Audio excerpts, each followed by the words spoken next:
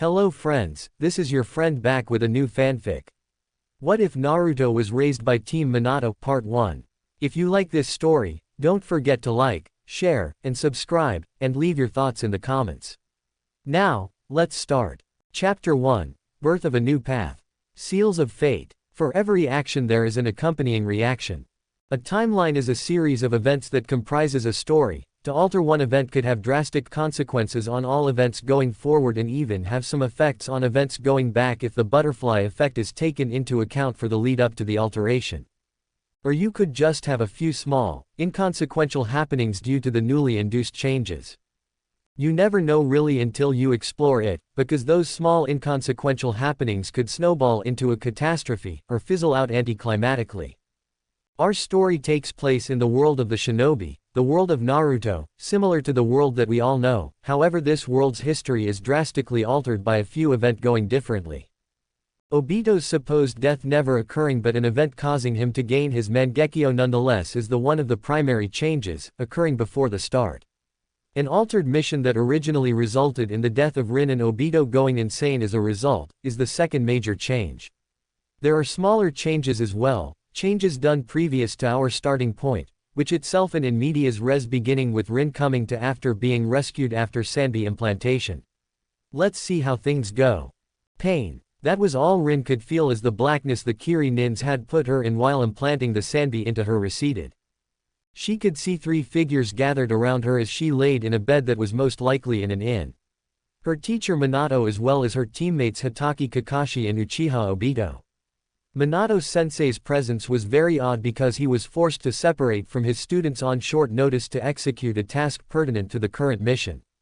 She noticed that Kakashi had begun wearing his headband like a makeshift eye patch to keep his implanted Sharingan eye suppressed except for when he needed it.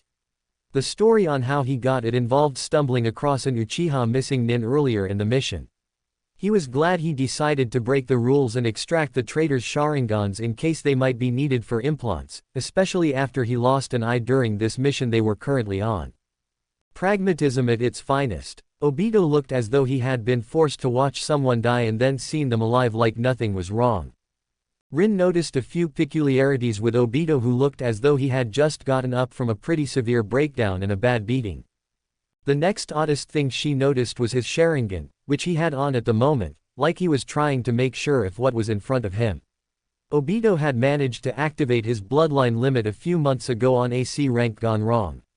Before she had been abducted, Obito had two tomos in both Sharingans, but now it was something entirely different from the standard tomo symbols. They looked like a three-bladed propeller blade. Obito looked as though his entire world had been shaken by something and Rin had heard of cases where an Uchiha's Sharingan would undergo mutations based on the proper stimulus. No one had figured out how or why, and no Uchiha was willing to be a testing dummy.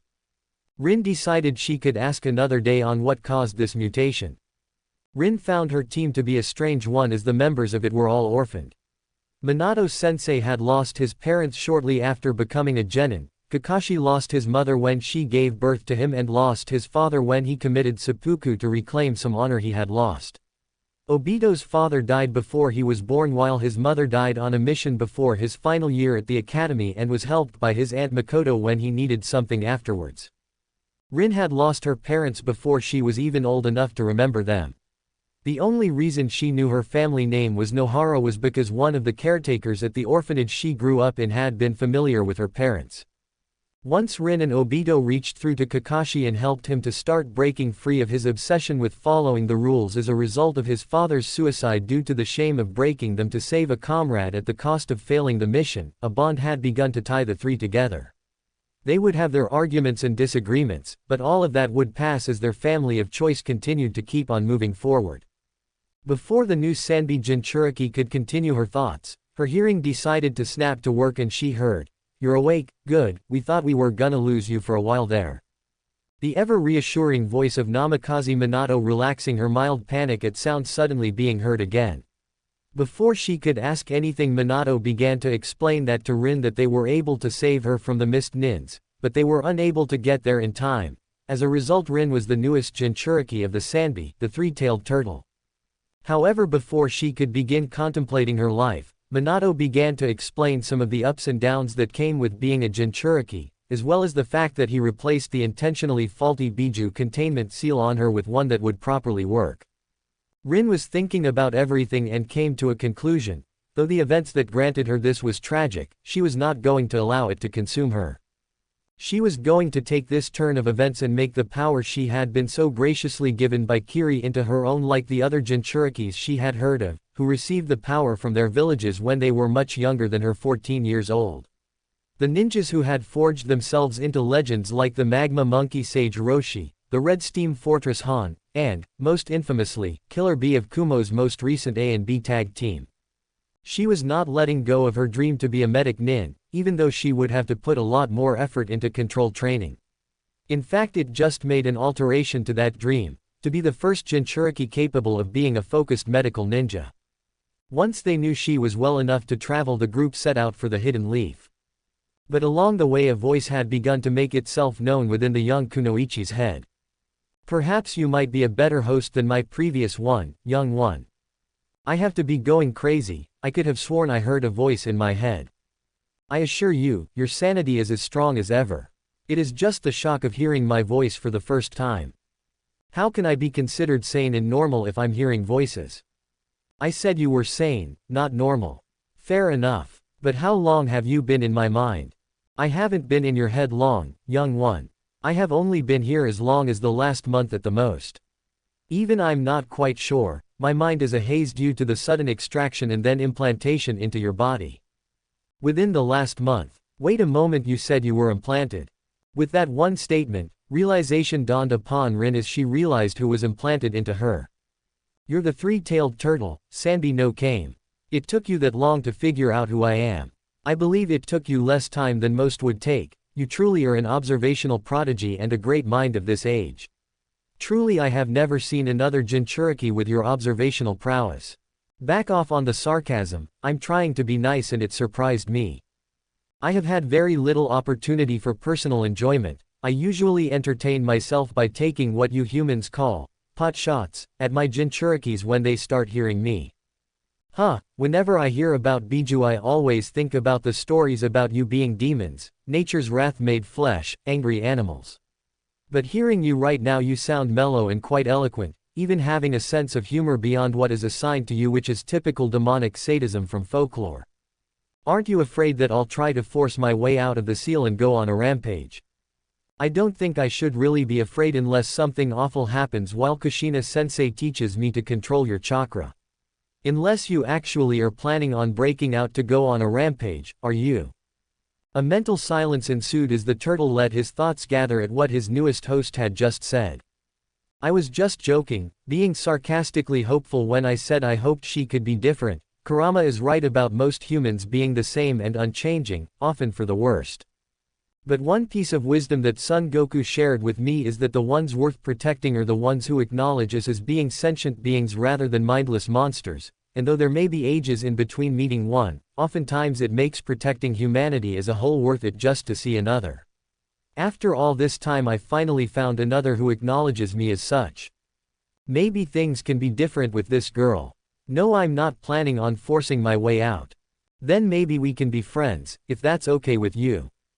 You do realize that even if I'm not planning on trying to kill you by forcing my way out of the seal, we still are in a prisoner and the warden of their prison-style relationship. Because of that, it is unlikely that we will be reaching a true understanding until a few years down the line. I hope we can reach that agreement. I'd hate to be stuck with you while trapped in the sort of relationship that Kushina-sensei possessed with the fox. I know that the man leading you is called Minato, as my mind became aware of my new conditions before I began speaking to you, so I assume this Kushina is another of your teachers. Because unless there is an inside joke at play here, Kushina is a feminine name if I remember correctly. Though I can't help but marvel at the coincidence that I was implanted into a student of the Jinchuriki who contained one of my brothers. Wait, the fox is your brother. All of the Biju are siblings. Okay, did not expect to hear that. So in favor of trying to move this conversation along, do you mind expanding on that? No, it's something I don't like talking about. Fine, I can respect that.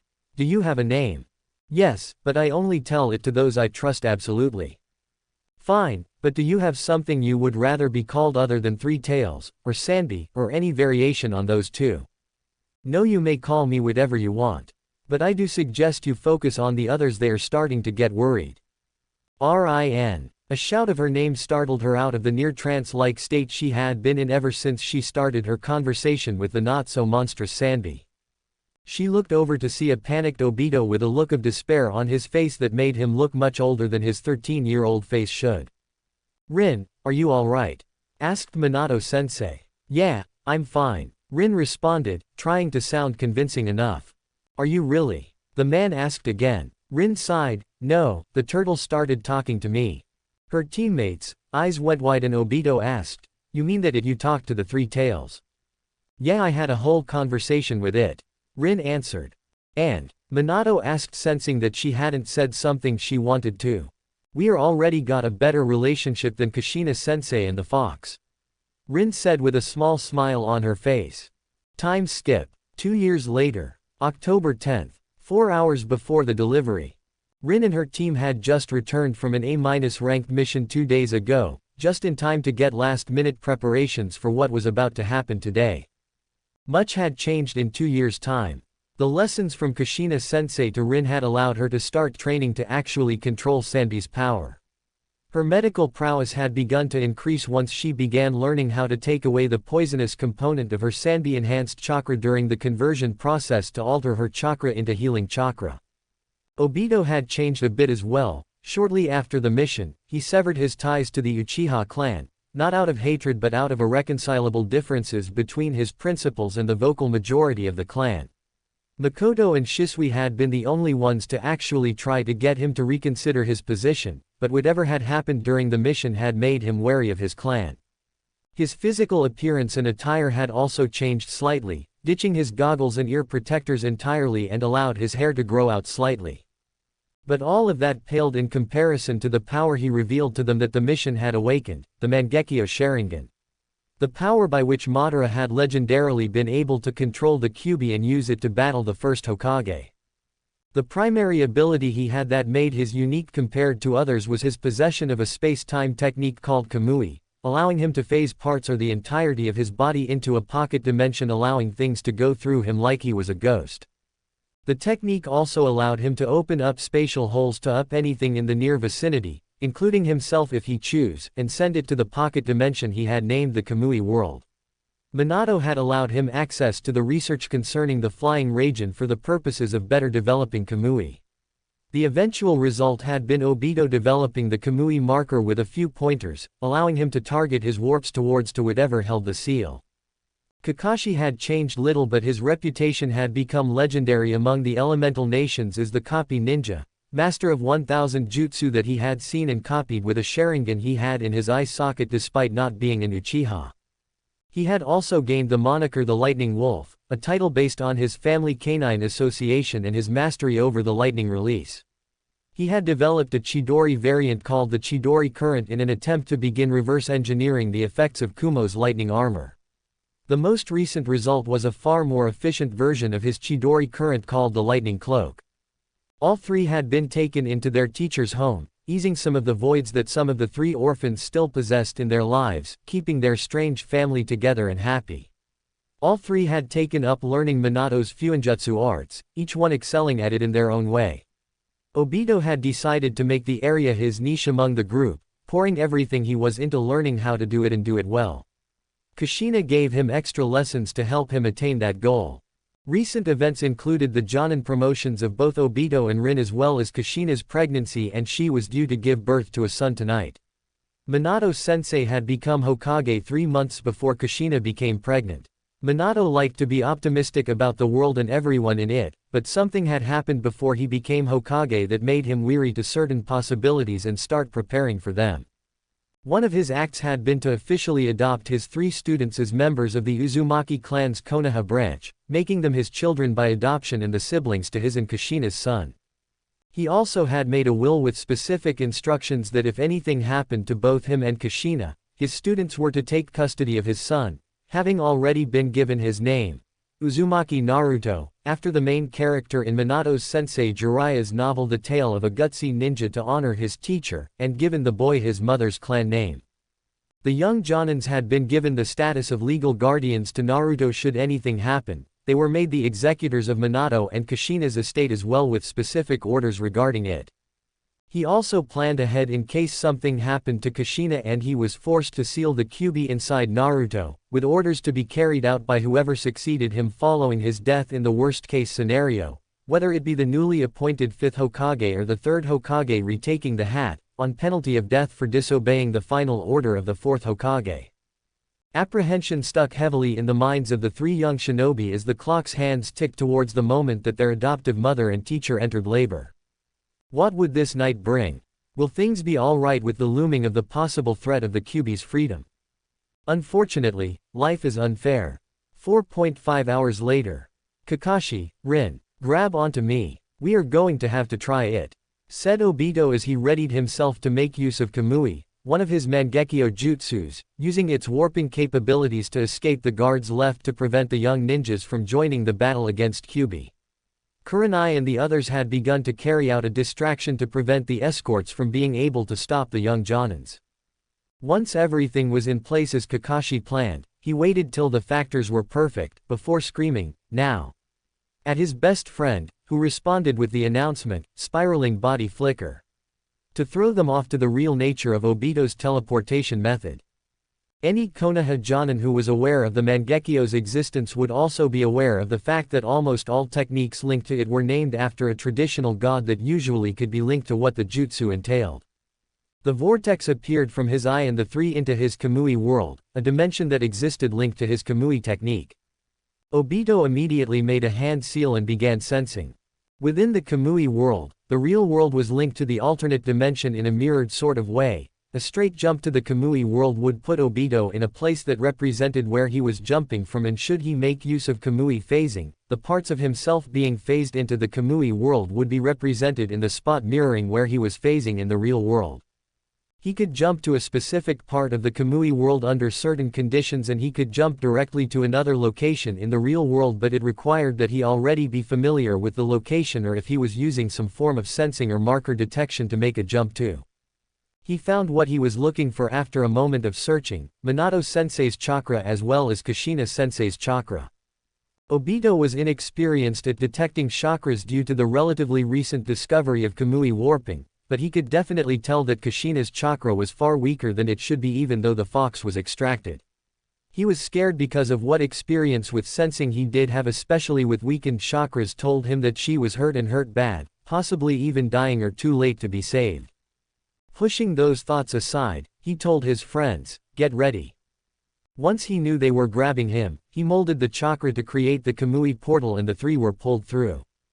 A dull ache permeated Minato's entire body as he stood holding both Kushina and Naruto after teleporting the Kyuubi to the outside of his hideout where he left them. He could tell that Kushina was hurting very badly as a result of the extraction. Most likely she would die if she did not get intense medical treatment for the damage done to her chakra system. The moment he had to catch his breath and steel himself for what was about to happen, and what he had to do was given to him by the feedback the Kyuubi was suffering due to being forcibly teleported by the flying Raijin had left it dazed and unable to react. Before he could begin acting, a familiar sound occurred and from a distortion emerged from it was his three students. "Sensei." Minato was shocked at his students being here after he told them to stay back. "What are you three doing?" Before Minato remembered his fight with the masked man who was able to control the fox with a Sharingan, presumably the Mangekyo Sharingan. Obito possessed the same dojutsu, perhaps he could enact a form of control over the fox to buy time for what I have planned.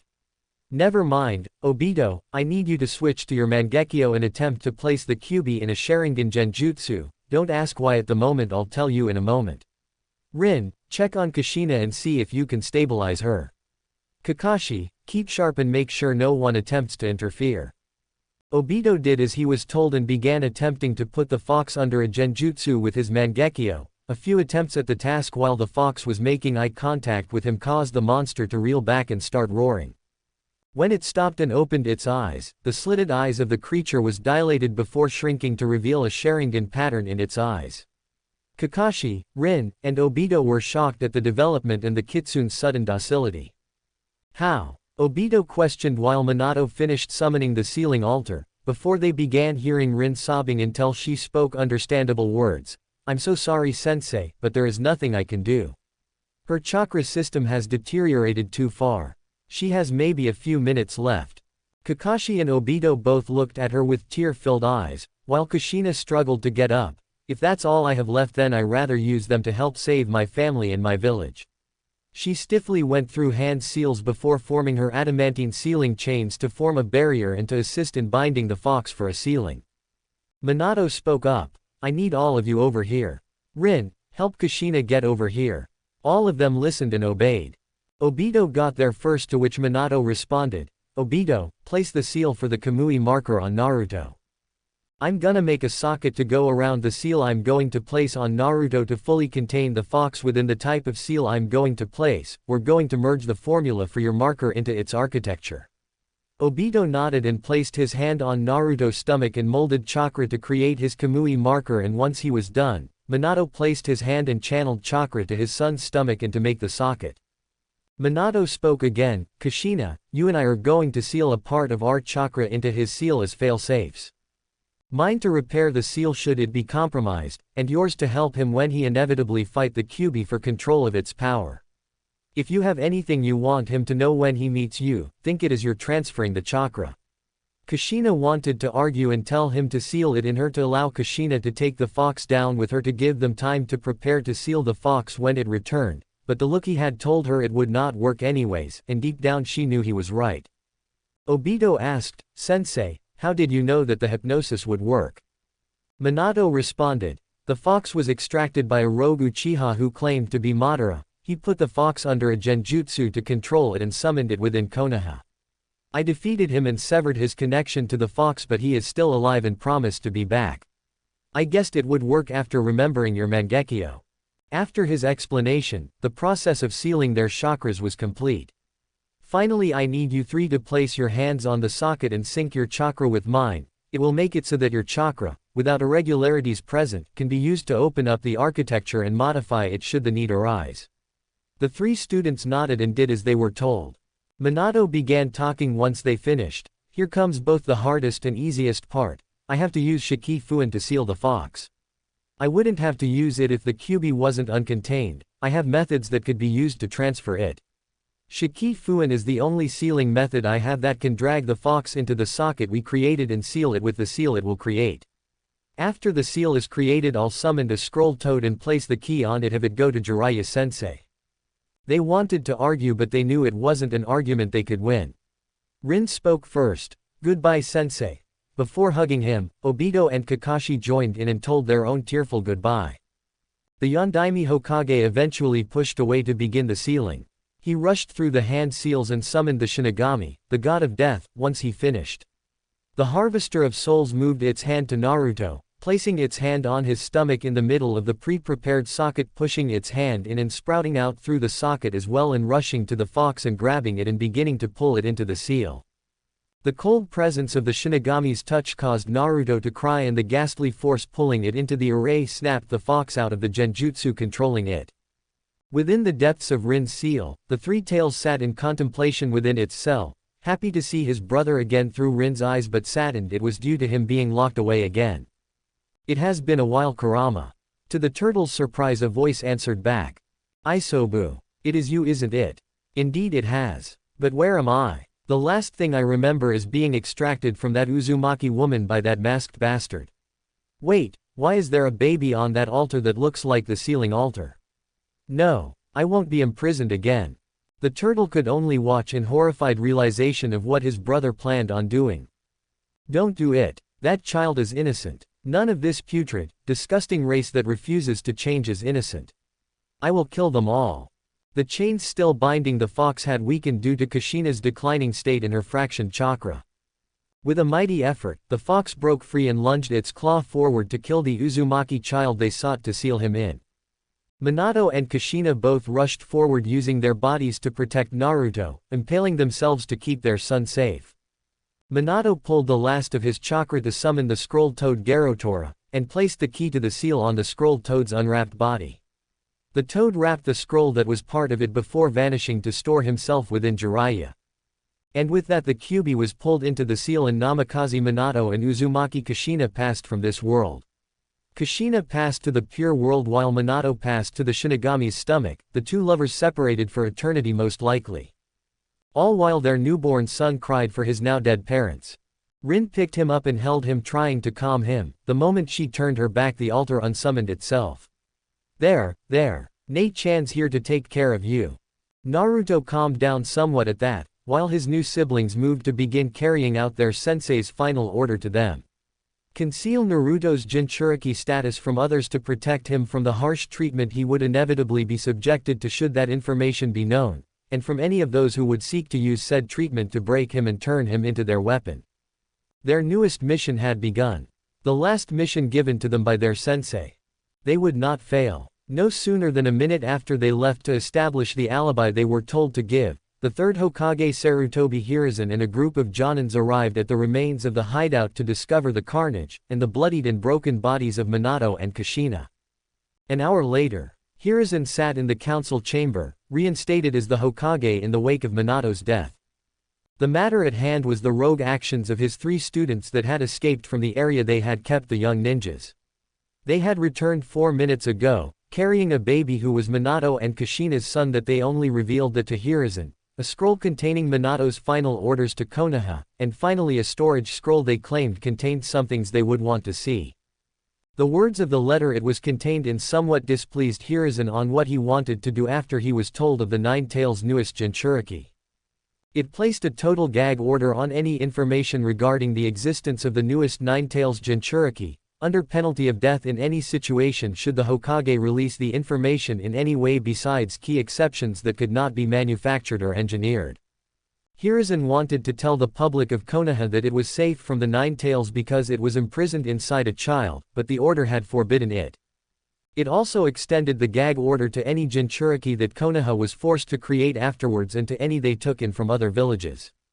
But distressingly it gave confirmation that key members of both Anbu and the Hokage Guard platoon had been given orders to kill the sitting Hokage should this order be violated, with only Rin, Obito, or Kakashi having the authority to overturn the order.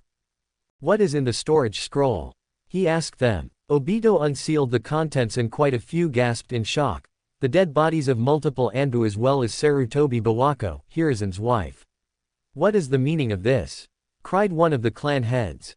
Kakashi responded, "We escaped from the guards to find the place where Kushina was giving birth. When we arrived we found all these dead bodies along with little Naruto there crying his eyes out and 2 scrolls, one for Asunas alone and then one for you Hokage-sama and Hokage-sama alone." Hiruzen nodded.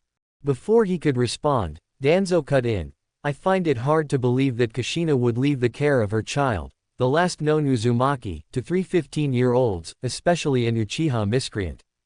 I move to have custody of Naruto removed from them and placed with someone else, perhaps Ari Seto."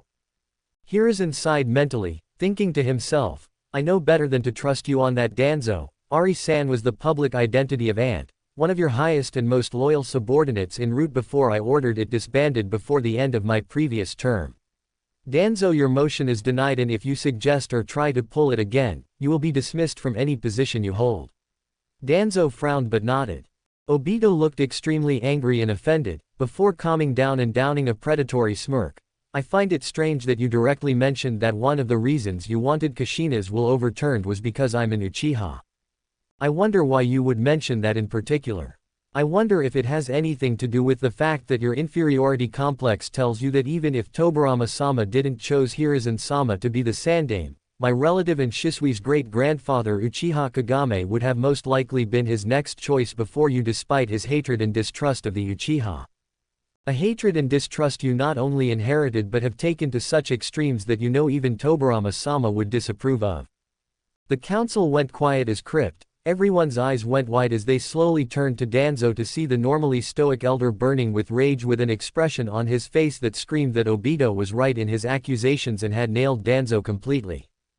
Before the cripple could respond, he was cut off by Hiruzen. "Shimura Danzo, respond to Obito and you're finished." Danzo grit his teeth and snarled, "As you wish Hokage-sama." Before anyone else could cut in, Rin spoke. Hokage-sama, could we be excused? We have things to take care of, especially this little one. Hiruzen nodded and added, you may, if anyone has any other business, it can wait till an early morning session tomorrow. Everyone nodded and began leaving.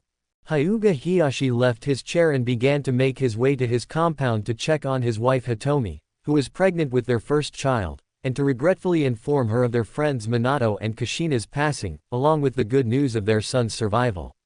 As he left the door, the voice of an old friend called out to him, Hiyashi. Hiyashi turned to see Uchiha Fugaku walking over to him. Fugaku. Hiyashi responded acknowledging the old friend. Fugaku responded, I hope your clan didn't suffer any heavy losses. Mine suffered some minor losses when the fox first appeared, and everyone else went to helping with the evacuation effort. Hiyashi nodded before responding, mine had a similar situation. I'm just thankful Hitomi wasn't harmed. Fugaku nodded, I'm thankful that I don't have to tell Makoto that two of her dearest friends passed away on the same night. Hiyashi nodded before saying something else, I never knew young Obito could be that vicious. The few times I had actually had extended contact with him he almost seemed to be a different person. Fugaku nodded before grinning, I always wondered why Makoto was always so fond of Obito, I never knew he could be that way. He used to boast about wanting to be the first Uchiha Hokage, and I couldn't help but think what an embarrassment he would be, but after tonight I think he would do the job just fine. Hiyashi nodded before he went to end the conversation, I'm sorry old friend but I must end this here. Fugaku nodded before responding, I must as well, see you tomorrow. Danzo left plotting how to take control of Naruto and get a war to gain Jinchuriki to strengthen themselves against the loss they just incurred. Perhaps Kumo would be a worthy pawn, they have always desired an Uzumaki to breed. Perhaps they will take the bait. I'll get a war with them and the last Uzumaki for when the fox returns and to breed a new Uzumaki clan for my purposes once he is old enough. Chapter 2, The Encroaching Storm Clouds. Seals of Fate. No funny notes. Don't own Naruto. Started writing on October 20, 2019 at 3:38 p.m., after finishing the previous chapter. Editing note, holy crap. When I put up the first chapter yesterday I wasn't expecting to get the amount of traffic and certainly wasn't expecting to get any reviews. Shoutouts to Gundam Meister Uzumaki and Shadow Death Skull who were my first and second reviewers respectively. This chapter will be providing some answers to the questions you asked. Rin had been exhausted ever since the attack. Dealing with the heartache of losing both her father and mother figures had been the first battle she had to deal with. She felt bad for Obito and Kakashi who were suffering from the same heartache, but at the same time she was thankful to whatever God there was that they had each other to help themselves through it. Rin shuddered when she thought about what could have happened to them individually without each other to help support them through it, especially Kakashi. This was the second time he lost his father figure, and the first time he lost his mother figure. She could imagine what would become of him as though her mind was able to peel back the fabric of reality and see the parallel world where the possibility had happened. She saw him as a broken shell of a man, with a suicidal desire but no will to end it by his own hand, instead seeking out the most dangerous missions to have others do it for him and failing because he always put the most into his missions. She knew he had some unsavory habits he indulged in private but this shell she could see had become so broken as to not care if the world saw him reading Jiraiya's smut books in public. Unmotivated. Only waking up each day out of habit. She put away that train of thought for another day, hopefully never to be recontinued and permanently forgotten. The other half of the battle was taking care of Naruto. The little guy could eat so much it was a wonder he wasn't getting overweight even with his Jinchuriki status. He was a little picky but not enough that it was a danger to finances. Taking care of babies as Genin did little to prepare the young Jonins for having to take care of a newly born infant almost 24/7. Uchiha Makoto volunteering her help and experience to help lighten the load and teach them the deeper parts of the job despite having an infant of her own was a gift of the gods. Rin was finally starting to understand what all needed to be done. Between Makoto volunteering and Kakashi's ninja hounds living in the house to help watch the little guy when they weren't around gave them enough time on their own to do low rank and short assignments that could be completed within a day. Wherever Hiruzen-sama was getting the funds to give them extra money than the mission payouts should have been, she did not know but she was not complaining. The few chances they had to train revealed some new developments for Kakashi and Obito. Kakashi had begun experimenting with altering the sustaining flow of chakra to the Chidori once the blade was created in specific ways.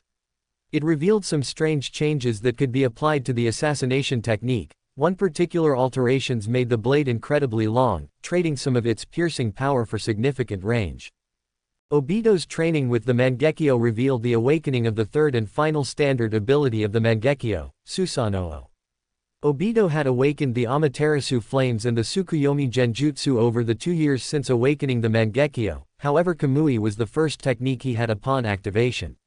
He could only manifest a small ribcage to protect himself at the moment, but he could momentarily manifest either one or two arms of the skeletal portion of the construct.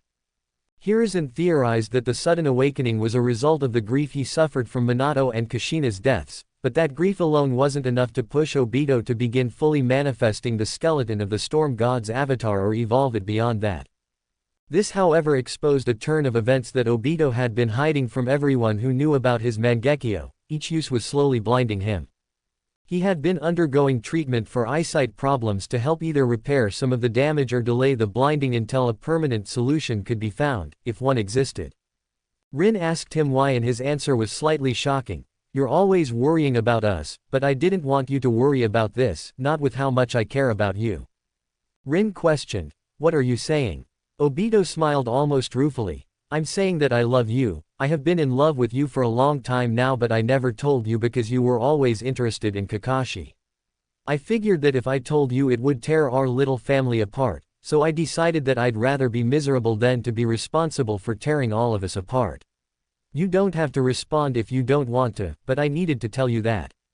Rin always knew that Obito was a nice guy, but he tended to be reckless about most things. After hearing that confession and thinking about her memories of him, she realized that what he said was true. She ruminated on what Obito meant to her before an unwanted interruption shook her from her thoughts. "I'll never fully understand you humans and your concept of romance and all the worry you attach to it. Geez, I was wondering why you hadn't been so chatty today, Sanbi. Ever since the QB was stopped you have been a lot chattier than you've been since you were sealed in me 2 years ago." Rude. "I was quiet because something entered my sensory range that I recognize and I wanted to figure out what it is. I still haven't figured it out what it is. So best be on your guard." "I will. Thanks Turtle. I like being called Turtle rather than Sanbi." "Noted, but don't blame me. You never said that before." "Hey Rin." The Sanbi Jinchuriki looked over to see both Obito and Kakashi waiting for her at the door of the house they lived, Minato's house he left to them. As they entered they noticed something very alarming. Pakun. The hound was slumped over, eyes open, in an uncomfortable position. Kakashi examined him and found him to be in a genjutsu. Rin and Obito darted to Naruto's room to find the rest of Kakashi's hounds under the same genjutsu and Naruto's empty crib. Obito activated his Sharingan and focused on each one after the other. Genjutsu Sharingan, release. The hounds roused immediately. Kakashi and Pakken ran in soon after. The look in Kakashi's eye told his friends that he already knew what had happened and figured out what the plan was. Hunting season, and Obito had the perfect means to find their prey. Rin grabbed hold of Obito and Kakashi while the hounds cluttered around them knowing the drill that was about to be done. Kamui. And the spiral-shaped spatial hole opened and swallowed them into the Kamui world. The hunt had begun. The Raikage doesn't know about your mission nor does he need to know about it. We're correcting the failings of our predecessors in claiming the Uzumaki bloodline for Kumo. Take the Uzumaki child for Kumo. Ensure no one follows or finds out it was us. That had been the summary of the debriefing that the team from the Black Ops Division had received when they were given an assignment to make an incursion into the Land of Fire following an intelligence leak from Konoha. The Black Ops Division decided to send one of its 4-man teams without the Raikage's approval to prevent blowback should they be discovered and end up failing. What everyone questioned was how the division leader managed to recruit Nii Yugito for a 5th member. More than likely she had been tricked into believing the mission was known to the Raikage, but he decided to look the other way. When they were within 8 miles of Konoha, one member of the Black Ops team broke off to ensure a means of safe and mostly undetectable escape, and to destroy evidence should the worst occur. Everything had gone smoothly until they were within reach for the extraction of the target. Then Yugito started getting info about the target from the Nibi. To her surprise, the child was also the current Kyuubi Jinchuriki in addition to being one of the last members of the Uzumaki clan. Shortly afterwards the mission was just about compromised when Nibi began being detected by someone she referred to as her elder brother. Then they broke in and Jay put the Ninken watching the target into a genjutsu.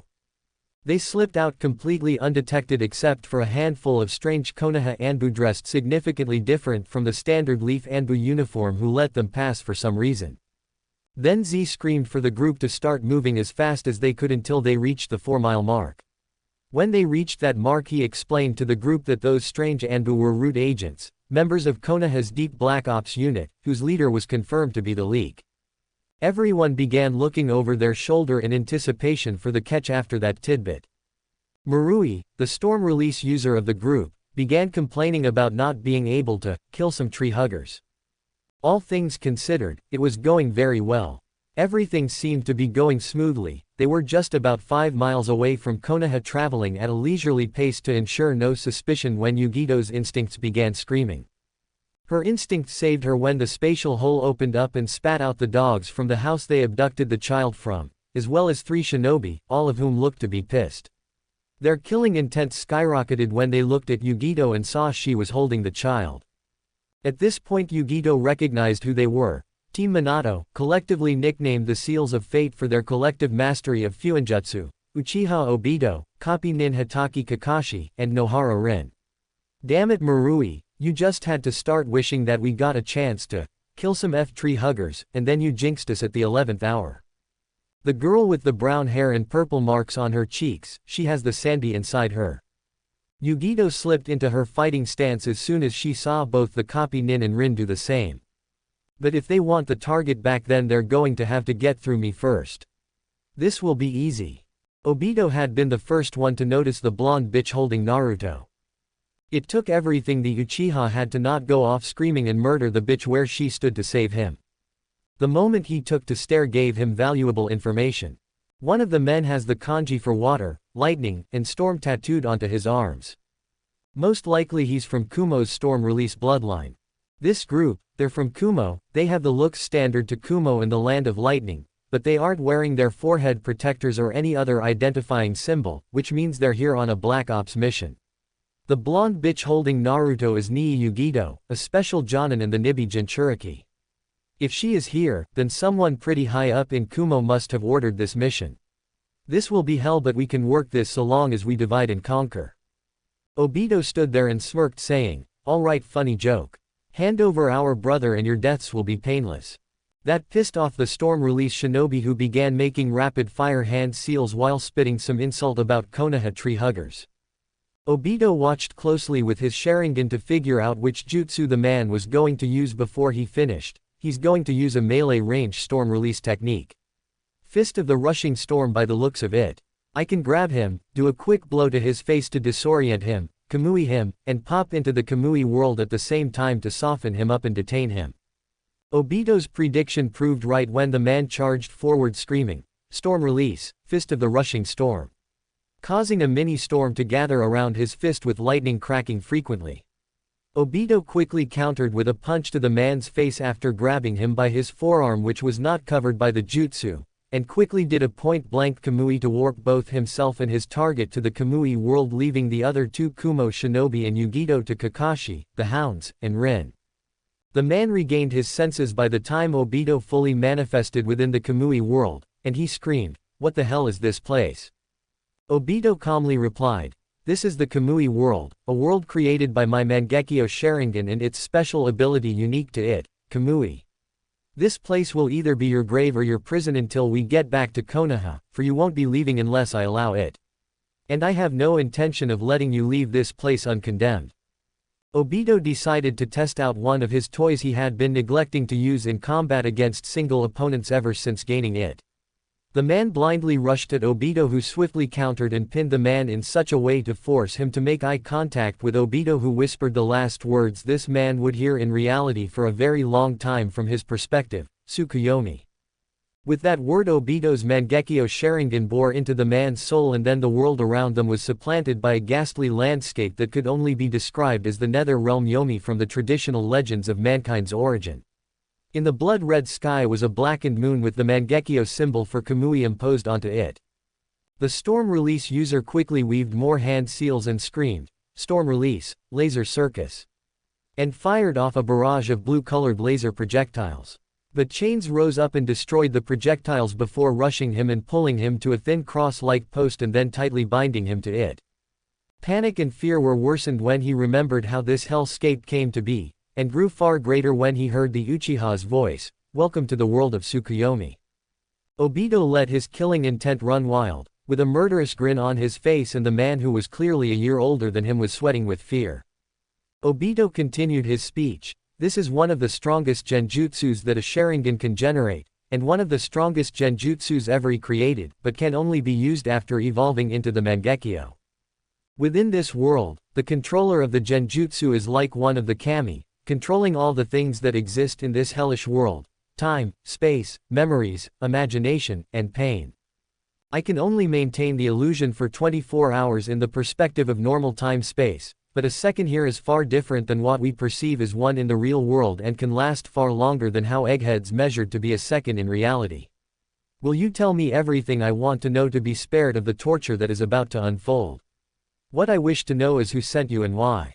The man attempted to do a genjutsu release to break the illusion. When it failed, he attempted to inflict pain on himself to snap back to his sense, but that failed as well.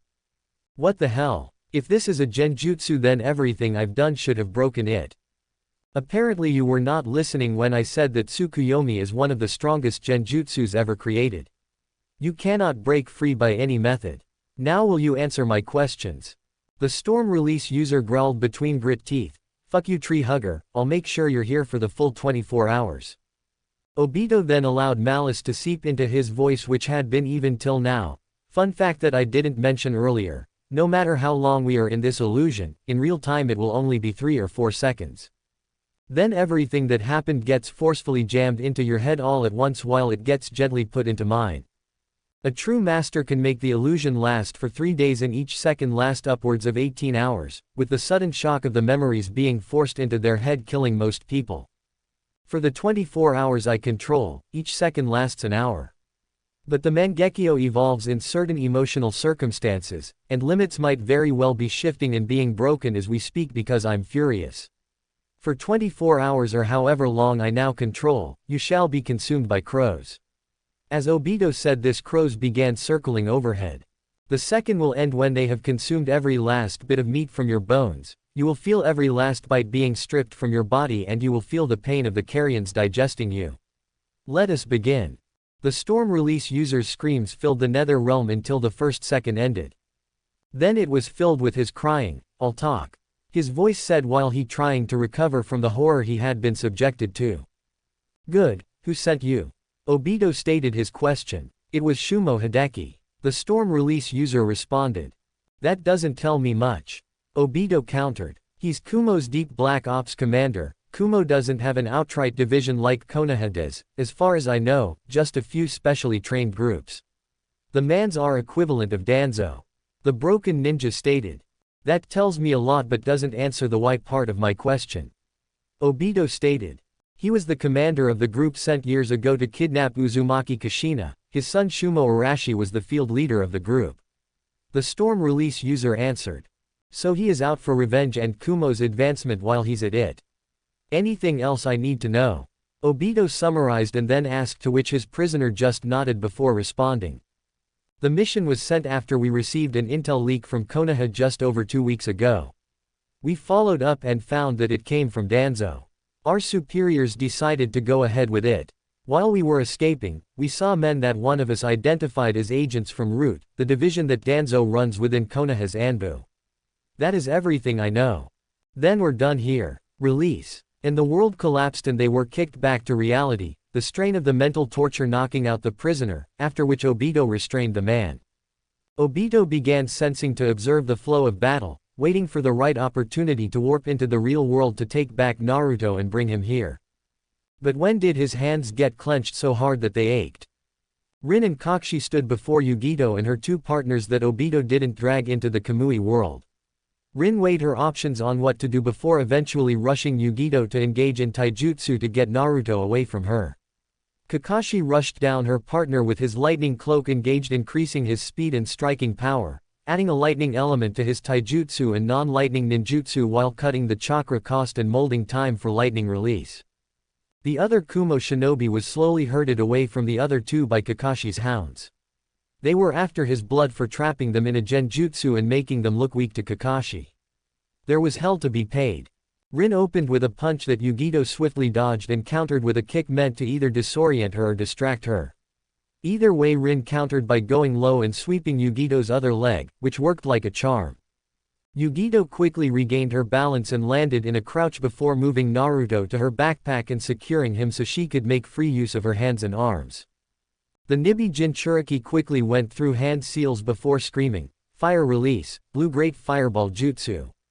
Spewing out a giant blue flame that drew Nibi chakra to power it, Rin countered with hand seals of her own, screaming, "Water release, high pressure water bullet." Blowing out a massive high-powered stream of water, cancelling out the fireball and doing some minor damage to Yugito. During this chaos, Kakashi's Ninkins managed to isolate one of the weaker Kumo nins from the others and managed to push the man to the ground before all the hounds each bit into him, restraining his hands from forming hand seals, and began pulling. The man screamed for help, but his teammates were too busy dealing with their own battles to help him, and within the minute his body gave and was torn apart by the hounds, getting revenge for him putting them into the genjutsu. Before Yugito could get up from the last attack, another Kamui portal opened up and Obito came out and grabbed Naruto off her back. "I'll be taking Naruto back, thank you." Before vanishing back into the Kamui world, Yugito began tapping into Nibi's power, forming her two-tailed version 1 cloak around her as she fired off the Nibi's flaming hairballs, which turned into little blue flaming mice which charged Rin, who countered by powering up to her three-tailed version 1 cloak and firing off more water bullets to put out the seemingly mobile fireballs. About this time, Kakashi tricked his opponent into rushing him for a taijutsu skirmish by making him believe he was gathering chakra for his next attack before quickly forming a chidori and performing one of the known usable alterations that had been tested against clone combatants to take advantage of his feint's success. He screamed the name of the jutsu, which was the last thing the man ever heard, Chidori Sharp Spear. Before the man died almost instantaneously by the complete destruction of his heart. By this point Obito had re-emerged from the Kamui world with his Mangekyo blazing. Kakashi quickly issued orders to Pakken and his pack, "Get inside the Kamui world and protect Naruto, I have a feeling that things are really about to heat up." The dogs quickly acknowledged and went to Obito, who activated his Kamui and vacuumed the ninja hounds up.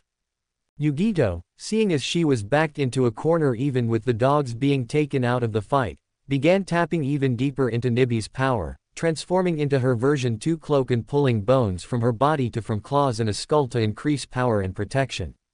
Obito began letting his rage at the attempted kidnapping leak out, his Susanoo bursting to life and fully manifesting its skeleton for the first time.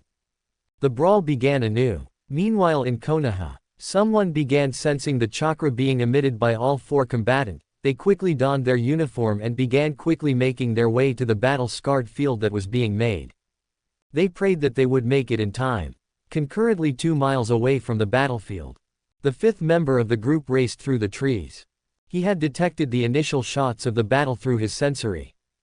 Usually in this situation, the mission would be scrubbed and he would be destroying evidence and making a break for it, but Yugito's participation as well as avenging the failure from years prior overtook the normally cautious Black Ops agent, and he began rushing in an attempt to salvage the mission. Back at the battleground, even with the power team Minato had pulled out in an attempt to match the Kumo team, the raw power that Yugito was now channeling rendered it almost pointless. Any fire release thrown at her would just be absorbed and strengthen her. Water release thrown by either Kakashi or Obito was almost worthless against the raw power of Nibi's fire release. Rin's Sanbi enhanced water release was holding slightly better against the near-release state Yugito's fire release, but ultimately all Rin could do was stalemate the Kumo Jinchuriki. Physical blows were either cushioned by the chakra cloak to the point of ineffective or completely blocked by the bone armor. The one saving grace was that Yugito's mind was being degraded by the form, Obviously she never trained to fully control the near-release state, skipping it in favor of the far bigger Biju mode that made her a legend for defending Kumo from invasion in the most recent war.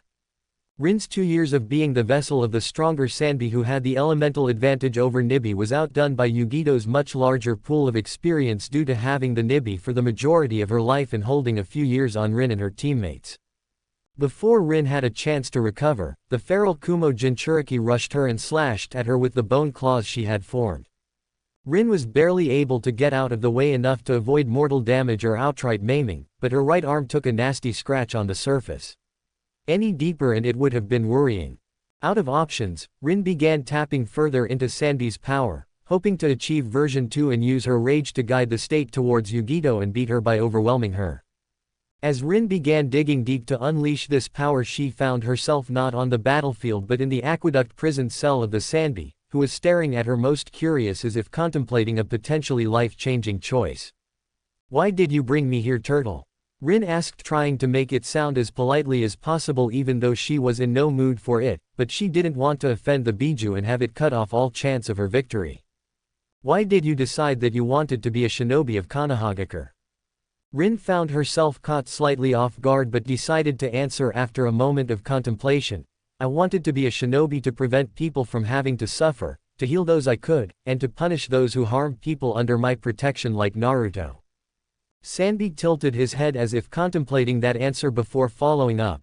"Why do you insist on fighting this Nii Yugito, despite the fact that you could run and nothing would be lost now that little Naruto is safe?" "Because if I allowed her to escape, she goes back to Kumo with the information about my and Naruto's Jinchuriki statuses and Obito's Mangekyo. She will be sent back with a new team to try again, even if it is not ordered by the Raikage, and this time she'll be gunning for him and me as well. She knows too much to be allowed to live, or to return to Kumo without having that information removed by a Yamanaka, and even then her Biju will still remember, and if they're on good enough terms it'll be much worse. We can't let her leave, and she's completely loyal to Kumo, she has to be dealt with." Rin answered resolutely.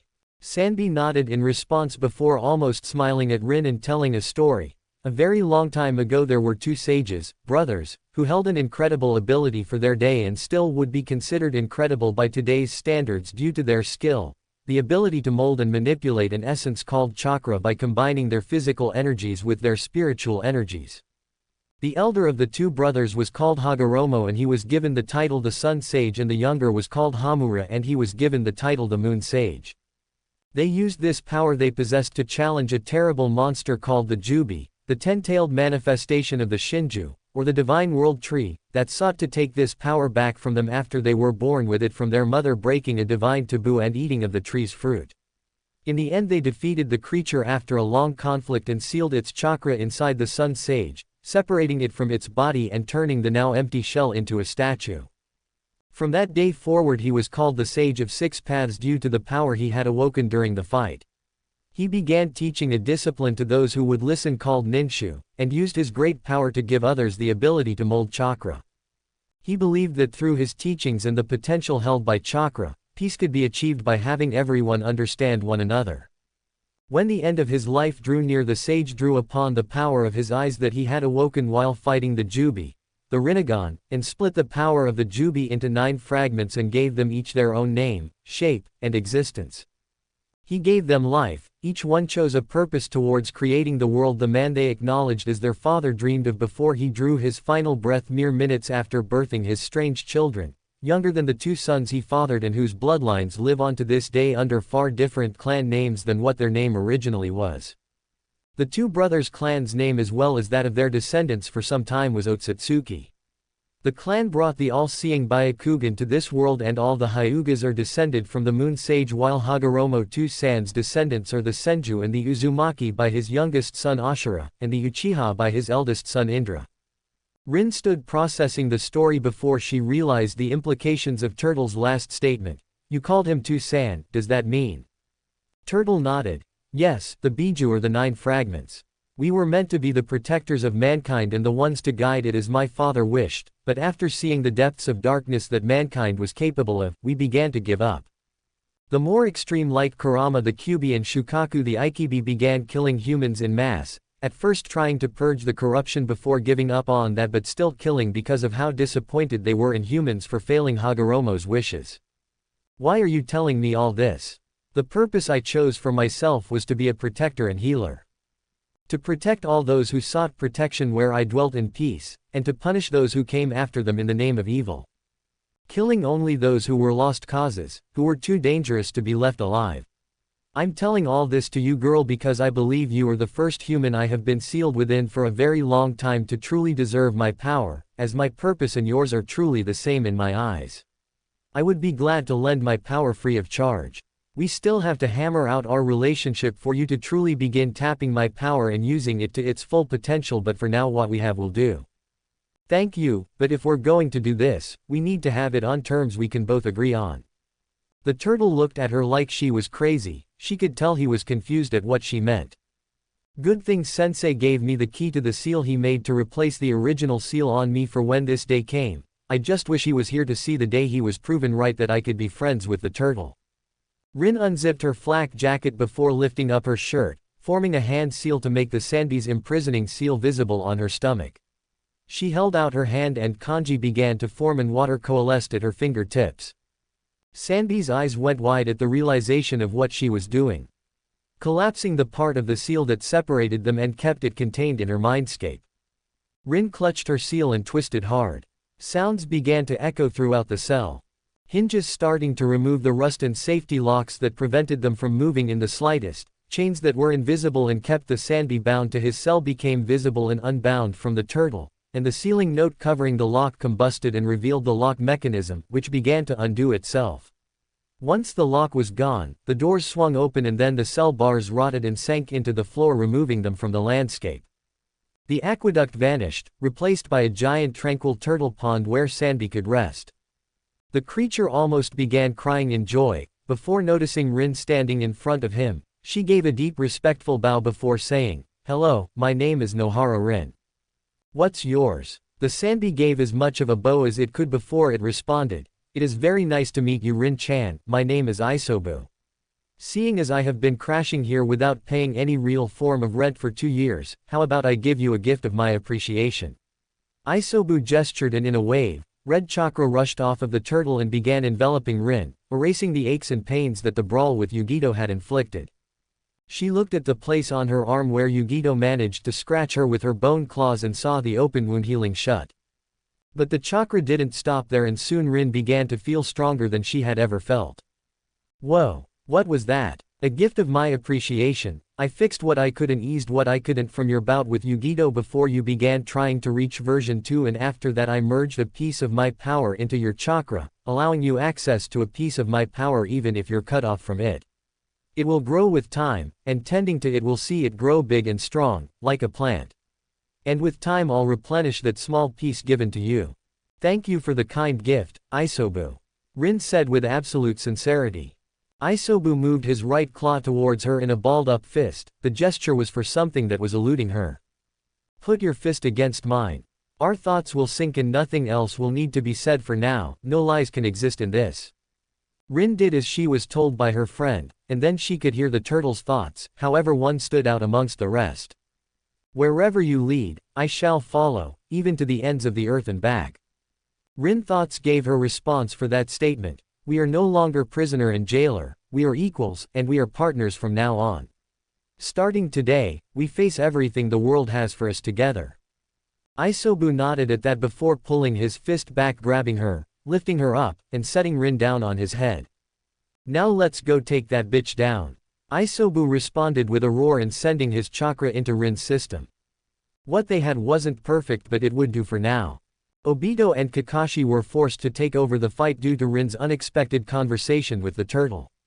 Obito's rage at what he had learned from that Kumo bastard he interrogated with Tsukuyomi had begun to seep out, causing his Susanoo to start maturing, gaining muscles, a demonic visage on its already demonic-looking skull, and a weapon by pulling out one of its ribs, which regenerated and molded the extracted bone into a lance.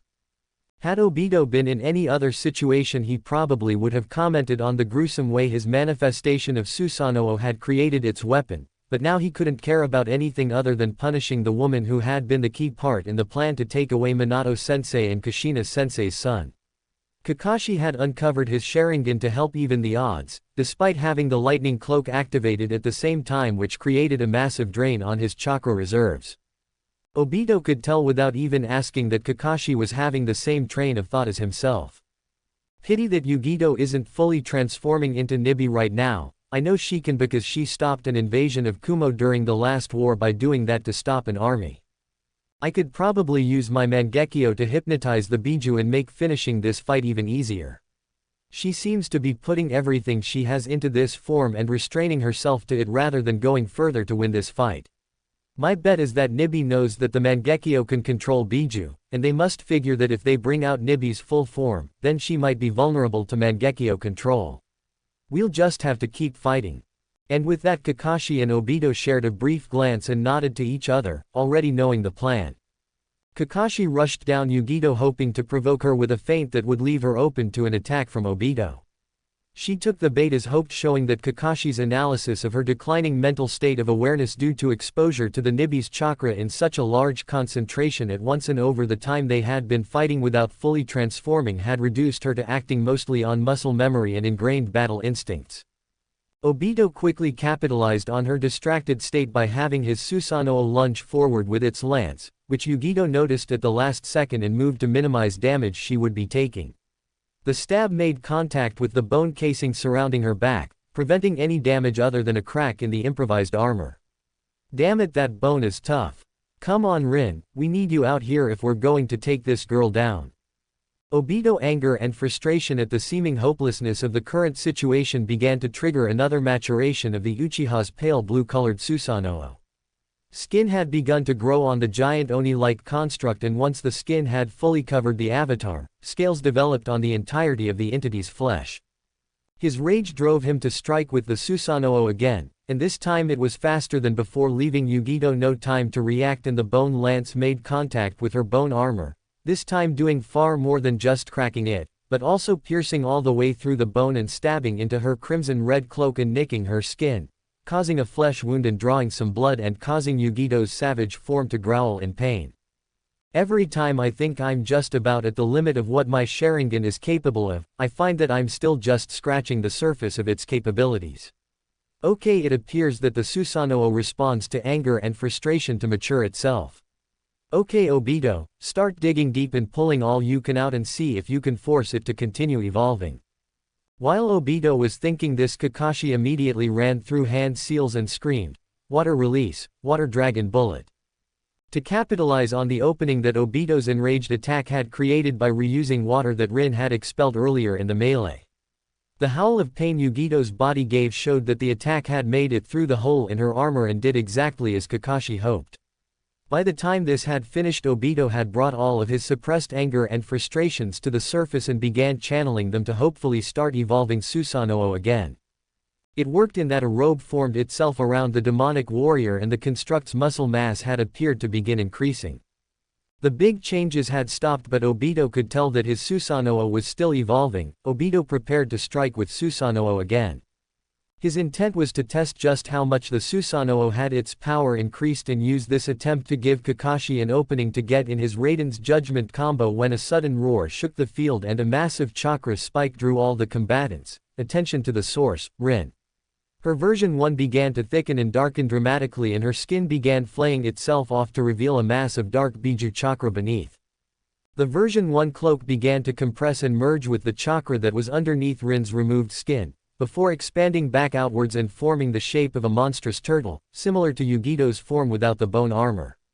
She opened her eyes and mouth to reveal hollow white indentations where they would be. Obito wearily asked, "Rin, are you in there?" His question was answered quickly, "Why yeah, I am. It's a little hard to think and my body aches, but Turtle is working with me. He'll take over if I lose control of myself, and help you win this fight and keep me from hurting you. Yugito appears to be tiring. If we can pull off one well-coordinated attack against her with the right finisher, we can end this cat." Obito began to smile before realizing two incidents he hadn't dug up his emotions from. The illusion he was exposed to that awoke his Mangekyo, a vision of Kakashi impaling Rin through the heart with the Chidori, and the mission where Rin was kidnapped and implanted with the turtle in the first place, forcing her to hide something from most people and exercise deep control to prevent her secret from being exposed. He grit his teeth as the suppressed emotions involved began to seep into his conscious and overtook him, causing him to begin roaring in outrage, which his Susanoo mirrored as it began outwardly evolving again. Armor formed on its robe and a bird-like mask formed on its visage. A second set of arms formed and pushed their way out of the construct shoulders joints before the clothing and armor formed around them as well. A shield formed on its main left arm opposite of the right arm that held the lance. The two arms that formed out of its back formed two small, curved blades that almost resembled a bird of prey's talons. Obito began to notice the extreme decline in his eyesight and push forward to end this fight as quickly as possible before his eyes were sealed by darkness. "Alright guys, let's end this," he screamed from his Susanoo, to which his teammates responded, "Right. Right." Obito willed his version of the storm god's manifestation to strike at Yugito, who quickly dodged and began spewing blue fire at the Uchiha. Rin countered by protecting him by unleashing water release, high-pressure torrent, which not only fully stopped the inferno but pushed it back swiftly and overpowered Yugito's attack and made contact with the feral Nibi Jinchuriki, weakening her. Kakashi quickly fired off his own water dragons at Yugito to kick her while she was down and unable to move. Obito quickly took advantage of the extended window provided by this. Obito quickly rushed forward from within his Susanoo and had it stab forward with the quickly maddening Yugito, using its lance as fast and hard as it could. It stuck at Yugito and destroyed the rest of her bone armor and pulling the now useless fragments back into her body. When he had the construct pull back its spear, blood covered the tip. Yugito was hurt badly now and they could end it now. Kakashi, go for the Raiden's judgment combo now. Obito screamed and Kakashi acknowledged, rushing down his target and striking at her with rapid-fire taijutsu strikes enhanced by his lightning cloak, sometimes moving fast enough delivering strikes to appear as a bolt of light. The rapid assault battering her body left Yugito disoriented and unable to respond to the final strike of the combo. During his assault he was molding chakra for his finisher. The final strike of the combo was designed to be able to be swapped out with any jutsu that Kakashi needed to use or to place a seal to finish his opponent. Once the intended finisher was ready, he rushed forward and slammed his hand into her stomach, announcing his finisher to the opponent, who began screaming in extreme pain once the finisher made contact. 5-point suppression seal. The chakra of the Nibi was cut off and forced back into its seal, leaving Yugito's unconscious body on the ground with the injuries from the battle and her skin burnt off. Obito's Susanoo began to flicker out of existence before he fell to the ground, exhausted. After a moment to catch his breath, he quickly activated Kamui to retrieve Naruto and release Kakashi's hounds from the Kamui world. As soon as that was done, he grabbed Yugito, restrained her, and pulled her into the Kamui world before he turned to Rin and Kakashi with eyes that were hollow and almost blind. Rin's transformation released and showed her skin as being slightly irritated but overall in much better condition than Yugito, before falling to her knees in exhaustion. Kakashi covered his Sharingan and deactivated his lightning cloak before walking over to Rin, holding Naruto in her arms after Obito handed him to her. He too collapsed by them once he was within touching distance. The three sat there for a moment before the cracking sounds of lightning caught their attention and drew them to a fourth Kumon in with a lightning-covered blade drawn and intending to kill them, but before he was struck down from behind where there stood an Anbu in a plain white mask with the kanji for root engraved on it, to who stood ready to apprehend the exhausted team Minato and Naruto for Danzo. Fortunately, fate had other plans that stood to benefit the young Jonins and their charge. A royal purple glow and a scream announcing a jutsu sealed the fate of the root agent. Arrow of Susanoo. A royal purple-colored arrow construct rushed by the tired youths and pierced the heart of the enemy they had just noticed and pinned him to a tree, failing his mission. The youths looked over to see who their savior was. Clad by a glowing purple four-armed Susanoo in an armored robe but without legs, wielding a longbow within its primary hands and a pair of dagger in its secondary hands. It was slender compared to Obito's, almost like it was supposed to be female, which the chest area confirmed by the look of the shaping. All three Jonins shouted a name in amazement once they realized who their savior was after they dismissed their construct, Makoto. The kind face looked at them, examining them to see their injuries, only to notice the baby boy of her deceased friend in Rin's arms before her own rage exploded at the implication, and her Sharingan reacted by returning to its Mangekyo form, and her Susanoo began manifesting again before she calmed down. I'll explain later. Can you three move? The youths nodded and got themselves up and grabbed the bodies of the attackers that weren't stored in the Kamui world. They quickly returned to the hidden leaf to treat the three youths' injuries and to hear Uchiha Makoto's explanations on why she had a Mangekyo. It was going to be a long night. Danzo sat in his office in the root compound. 2.5 hours ago, he had created a security hold to allow the Kumo Black Ops incursion into the village to retrieve the Uzumaki. Just an hour ago his agents had reported that the Kumo Black Ops team had exited the village. Now all that was left was to wait for the agent sent to assassinate the Black Ops team to kill the Kumos. That's the end of part 1. If you loved this wholesome yet powerful alternate beginning, please like, share, and subscribe, it really helps the channel grow. Comment below, which Team Minato member would influence Naruto the most? See you in part 2.